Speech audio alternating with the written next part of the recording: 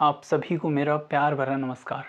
Pedal के इस YouTube channel पर आप सभी का स्वागत है। आई होप कि आप अपनी प्रैक्टिस को बेहतर कर रहे होंगे और इन प्रैक्टिस के साथ ही जितने प्रैक्टिस सेशन वीडियोस अभी तक आ चुके हैं उन सबको आपने देखा होगा, नोट्स बनाए होंगे। मैं यही उम्मीद कर सकता हूँ, है ना। बाकी आपका काम है कि आप क्या करते हैं। ठीक है, तो आज की ये वीडियो है, आप सभी को पता है टीचिंग एप्टीट्यूड के जितने प्रीवियस PYQ हैं उन सबको इन वीडियो के माध्यम से कवर करके आप तक पहुंचाया जा रहा है, जिससे आपको एक आइडिया मिल जाए कि आखिर टीचिंग एप्टीट्यूड वाले पार्ट में किस तरीके के क्वेश्चन पूछे जा चुके हैं। ठीक है, तो एक हमें बेसिक पता चल जाता है, आइडिया मिल जाता है कि आगे भी कैसे तरह के क्वेश्चन एग्जामिनर पूछेगा ना। बाकी आपको पता है टीचिंग एग्ज़ाम कोई भी हो उनमें मोस्टली क्वेश्चन का एक सीक्वेंस फिक्स रहता है, या किस तरीके से क्वेश्चन पूछे जा सकते हैं। हर एक एग्ज़ाम का एक पैटर्न अलग होता है। तो इन वीडियो की मदद से वो सारे टीचिंग एग्ज़ाम के क्वेश्चन कवर करे जा रहे हैं जो टीचिंग एप्टीट्यूड वाले पार्ट से रिलेटेड है। ओके, इसकी मदद से अगर आप और बेहतर करना चाहते हैं प्रैक्टिस को, तो हमारी जो टेलीग्राम कोच है पेडा कुछ के नाम से, उसको आप ज्वाइन कर सकते हैं। उस पर आपको डेली रात को 9 बजे पेडागोगी एंड CDP से रिलेटेड क्वेश्चन का कुछ कंडक्ट कराई जाती है, जिससे आप अपने कॉन्सेप्ट को और बेहतर या जान सकते हैं कि क्या कमियां हैं, क्या चीज़ इम्प्रूव करने की ज़रूरत है। तो उसके लिए आपको पेडागोजी इस ग्रुप को ज्वाइन करना होगा, जिसकी लिंक नीचे डिस्क्रिप्शन बॉक्स में दी गई है। इसके साथ ही आज जो वीडियो हम कवर करेंगे उसमें आपकी किससे रिलेटेड क्वेश्चन होंगे, उसमें आपका KBS होगा, NBS, DTTB, EMRS and Chandigarh.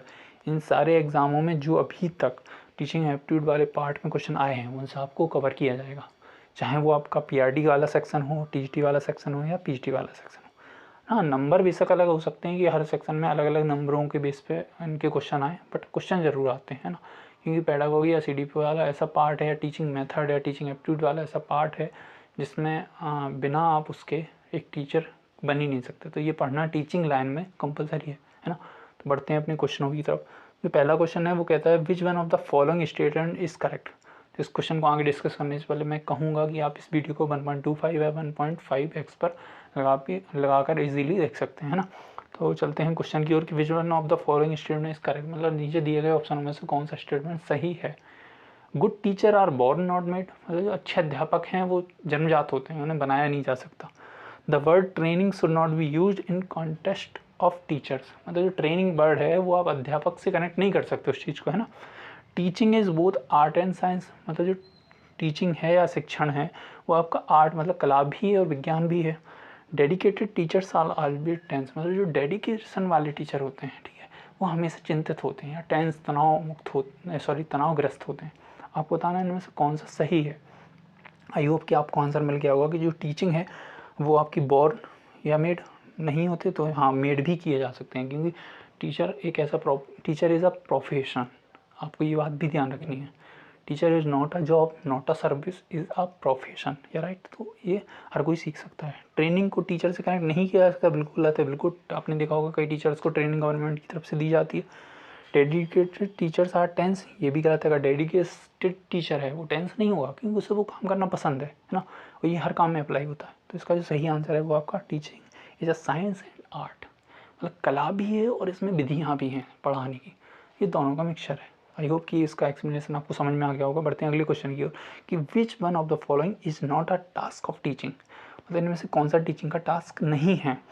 Imparting futuristic education, ठीक है, उसके बाद है developing a holistic view of life, developing faith toward religion, training of communication skill. तो आपको देखना है कि इनमें से कौन सा टीचिंग का टास्क नहीं है।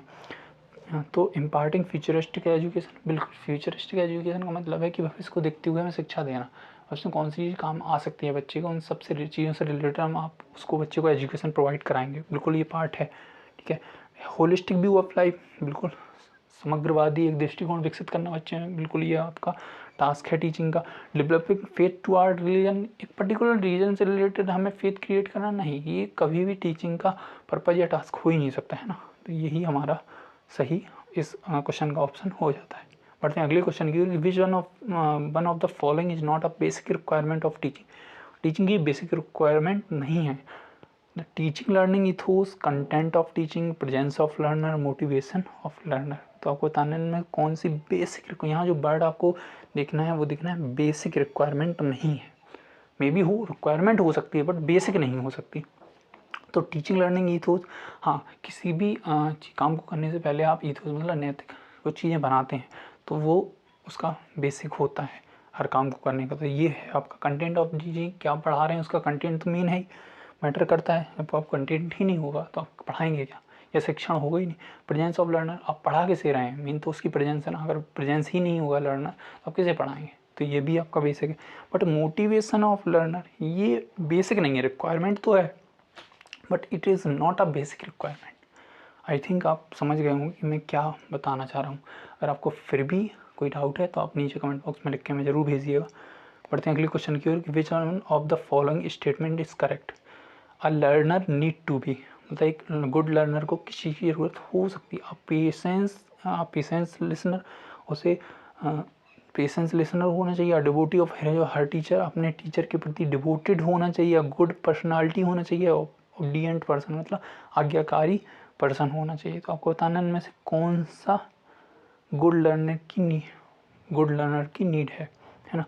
तो अब इसमें देखो एलिमिनेशन मेथड अगर मैं लगाऊं तो डिवोटी टीचर का नहीं होना चाहिए। जरूरी नहीं है कि जो अच्छा गुड लर्नर है वो अपने टीचर का एकदम भक्त हो, ठीक है। गुड पर्सनालिटी होना भी जरूरी नहीं है गुड लर्नर होने के लिए, आज्ञाकारी होना भी जरूरी नहीं, बट आपको पेशेंस लिसनर होना बहुत ज़रूरी है कि जो टीचर पढ़ा रहा है उसे आप बड़े ध्यान से सुन रहे हैं, एक्टिव होकर सुन रहे हैं, है ना। तो ये मोस्ट इंपॉर्टेंट थिंग है। बढ़ते हैं अगले क्वेश्चन की ओर कि an average learner is driven by self interest, is intrinsically motivated, अंदर से मोटिवेटेड फील करता है, मेंटली अलर्ट, मेंटली रूप से अलर्ट होता है, fear from taking tricks. Average जो लर्नर है वो इनमें से क्या चीज़ में लाई करता है। तो आपको बता दूं कि जो आपका मेंटल अलर्ट है वो आपका एक्टिव लर्नर में आएगा। हम ऐसे बहुत सारे क्वेश्चन कर चुके हैं, ठीक है। उसके बाद अंदर से मोटिवेटेड है, ये भी आपका एक्टिव में आएगा। सेल्फ इंटरेस्ट वही इननेट पावर से मोटिवेटेड है, आपका वही सेल्फ इंटरेस्ट वाला एक्टिव लर्नर में आएगा। जो एवरेज लर्नर होगा वो हमेशा डरता रहेगा ये काम करने से, बट अगर अच्छा लर्नर होगा वो बिना रिस्क टेंशन लिए बस उस काम को कर देगा, या उसके मन में कोई क्वेश्चन आएगा वो पूछ लेगा, है ना। वो गुड लर्नर की एक पहचान होती है। बढ़ते हैं अगले क्वेश्चन की ओर कि which one of the following factor affecting teaching is beyond the control of teacher education system.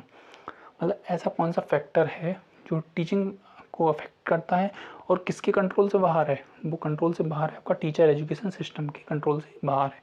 तो आपको बताना है इनमें से वो कौन सी चीज़ है। क्या वो एकेडमिक लेवल ऑफ टीचर्स है, इंटेलिजेंस लेवल ऑफ टीचर्स है, age of level of teachers है, या प्रीवियस लर्निंग ऑफ टीचर्स है, ठीक है। तो इनमें से जो main control of teacher education system, ठीक है, तो इंटेलिजेंस लेवल ऑफ टीचर नहीं, ये आपका तो एकेडमिक लेवल ऑफ टीचर ये आपका ऑप्शन बन जाता है। बाकी ऑप्शन भी देख लेते हैं कि क्या नहीं हो सकता। एज लेवल बिल्कुल आपको एज का क्राइटेरिया दिया जाता है, ठीक है। इंटेलिजेंस लेवल भी जहाँ चाहिए, प्रीवियस लर्निंग भी आपकी उससे कनेक्टेड है। इसका सही आंसर हो जाता है वो होता है एकेडमिक लेवल ऑफ टीचर्स। बढ़ते हैं अगले क्वेश्चन की ओर। For teaching science as secondary school level which one of the following method teaching will be the most suitable. मतलब इनमें से कौन सा मोस्ट सूटेबल मेथड होगा आपको क्या पढ़ाने के लिए। आपको साइंस पढ़ाना है सेकेंडरी लेवल स्कूल में, है ना। तो आपका क्या वो लेक्चर कम डेमोन्स्ट्रेशन मेथड होगा, या क्वेश्चन आंसर मेथड होगा, एक्सपेरिमेंटल मेथड होगा, या लर्निंग बाय डूइंग मेथड होगा। तो आपको पढ़ाना है साइंस, तो साइंस के लिए सबसे मोस्ट प्रिफर्ड मेथड होता है आपका एक्सपेरिमेंटल मेथड। और अगर मेथड्स के बारे में आपको पढ़ना है तो हमने इसके लिए एक सेपरेट क्वेश्चन की मैंने वीडियो डाली हुई है, उसके माध्यम से आपको सारे मेथड टीचिंग मेथड कवर किए गए हैं। आप उनसे देखिए, इसीलिए आपको समझ में आ जाएगा किस मेथड का यूज़ किस चीज़ में किया जाता है। बढ़ते हैं अगले क्वेश्चन की ओर कि which of the following teaching method is not the part of teacher centred method of teaching. मतलब ऐसा कौन सा टीचिंग मेथड है जो किसका पार्ट नहीं है, टीचर सेंटर्ड का पार्ट नहीं है। Lecture method, demonstration method, story telling method या ह्यूरिस्टिक मेथड। तो आपने अगर टीचिंग मेथड को सही से पढ़ा है तो लेक्चर मेथड में टीचर लेक्चर देगा, डेमोन्स्ट्रेशन मेथड में टीचर डेमोन्स्ट्रेट करेगा, बच्चों से देखेंगे, स्टोरी टेलिंग में भी टीचर स्टोरी बताएगा। जो बच्चा है ह्यूरिस्टिक, क्योंकि इसमें बच्चा खोजबीन करेगा। तो ये बच्चे चाइल्ड सेंटर्ड है, ना कि टीचर सेंटर्ड। आई थिंक आपको समझ में आ गया होगा और आपने ये वाला टीचिंग मेथड्स से रिलेटेड कॉन्सेप्ट अच्छे से तैयार किया होगा। पढ़ते हैं अगले क्वेश्चन की ओर कि for teaching the sub topic mustard plant, मतलब सरसों के प्लांट के बारे में आपको पढ़ाना है क्लास 8th के बच्चों को। Which one of the following teaching head, कौन सी टीचिंग हेड की ज़रूरत पड़ेगी to provide most direct experience of the learner. उन्हें सीधा डायरेक्ट एक्सपीरियंस कराना है। तो यहाँ कुछ वर्ड आपको देखना होगा। क्लास 8th का बच्चा है, चाहिए उसे डायरेक्ट एक्सपीरियंस, किसको, मस्टर्ड प्लांट पढ़ाने में, ठीक है। आगे ऑप्शन देखते हैं, 5 मिनट वीडियो फिल्म में, ठीक है, आपको एक्सपीरियंस मिलेगा। चलो ऑप्शन देखते हैं, विजिट टू मस्टर्ड फील्ड, हाँ विजिट टू मस्टर्ड फील्ड करेंगे तो उसे क्या डायरेक्ट एक्सपीरियंस मिलेगा और वो देख पाएगा कि मस्टर्ड प्लांट कैसे ग्रो करता है, कैसे उसकी बुवाई की जाती है ना। ये मोस्ट अप्रोप्रिएट आंसर इसका हो जाता है। बढ़ते हैं अगले क्वेश्चन की ओर कि in Indian school education evolution system which one of the following need to be emphasized more. मतलब जो भारतीय स्कूल हैं उनमें आपकी आकलन मूल्यांकन से रिलेटेड किस चीज़ पे ज़्यादा एम्फेसाइज करना चाहिए? क्या वो ऑब्जेक्टिव टाइप क्वेश्चन देने चाहिए बच्चों को, स्टूडेंट पार्टिसिपेंट बढ़ा देना चाहिए, या आपका वीकली टेस्ट रखने चाहिए, या टीचर सेंटर्ड एवोल्यूशन सिस्टम आकलन सिस्टम होना चाहिए? तो इसमें जो मोस्ट अप्रोप्रिएट है वो, अगर हम इंडियन कंटेंट में देखें तो स्टूडेंट का पार्टिसिपेशन कंपलसरी है कि जब तो बच्चे उस चीज़ में इन्वॉल्व नहीं होंगे तो कैसे सीखेंगे। और मेन हमारा मोटिव ही टीचिंग का ये है कि बच्चे सीखें, है ना। तो आई थिंक कि आपको ये ऑप्शन समझ में आ गए होंगे, ये क्वेश्चन भी अच्छे लगे होंगे। तो ये थे आपके PYQ previous year question paper से लिए हुए। तो आपको एक आइडिया लग गया होगा कि कैसे क्वेश्चन पूछे जा सकते हैं, है ना, टीचिंग एप्टीट्यूड वाले पार्ट में। और आगे की वीडियो में हम और सारे क्वेश्चन कवर अप करेंगे। आई थिंक कि आपको ये वीडियो पसंद आ रही होगी। उससे पहले जितने भी प्रीवियस सेशन हुई हैं प्रैक्टिस वाले, वो सारे आपने देखे होंगे, है ना। चाहे वो DET+B का हो, चाहे वो चंडीगढ़ PRT से रिलेटेड हो, या वो ये टीचिंग एप्टीट्यूड PYQ से रिलेटेड हो। आई होप कि आप अपने कॉन्सेप्ट को अच्छा कर रहे होंगे। आप भी मेहनत उतनी ही कर रहे होंगे जितनी मेरे साइड से हो रही है, और आप नोट्स भी बना रहे होंगे, ठीक है। मैं केवल एक सिचुएशन अपनी इमेजिन कर सकता हूँ, ये सारी चीज़ें आप कर रहे होंगे, करना आपके हाथ में, जो मेरे हाथ में मैं वो कर रहा हूँ, ठीक है। बाकी हम मिलते हैं अगली वीडियो में, तब तक के लिए बाय बाय, टेक केयर।